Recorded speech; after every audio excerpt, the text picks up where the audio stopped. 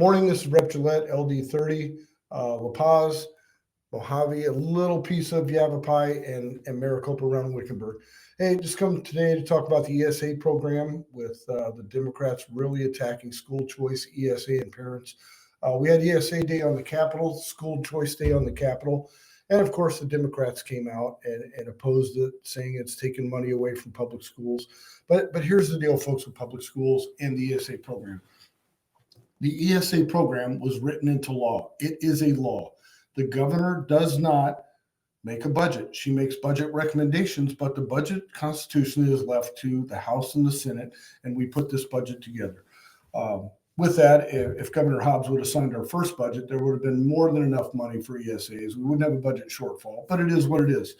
But the ESA program, there is about 70,000 families with a long waiting list of people being processed again. And that's 70,000 people that have been able to exercise choice of where their kids go to school. So with that, that's not a program you can just take away. Just like any government program, once it's established, it's ingrained. Now, the public schools will tell you that this is killing them financially. And, that there's times we just have to pull a BS flag on that. Working on the budget, public schools have a ton of money. And where that money goes is widely left to them. There are some controls, but they bleed money in the administrative process. They're not paying teachers what they're due. They're pulling teachers out of the classroom to run administrative function.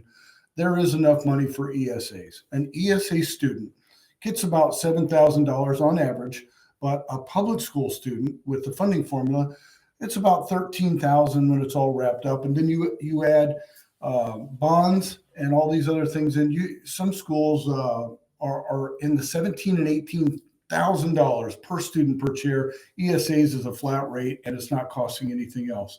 And that's the parent's money. The parent needs to use that money for their child to educate them how they want. Now, this is what nobody's talking about. Working on the budget all summer, the public school system for the state of Arizona turned back more money to the general fund. They couldn't even spend the billions that we gave them, couldn't even spend it all. They turned more money back to the general fund than the ESA program cost. So it's not even cost neutral. ESAs are saving the state money. The Democrats are going to use the tagline, it's killing public schools, red for ed, unions, yeah. But ESA is parents' choice of where they want to send their kid to school for the best education they can get.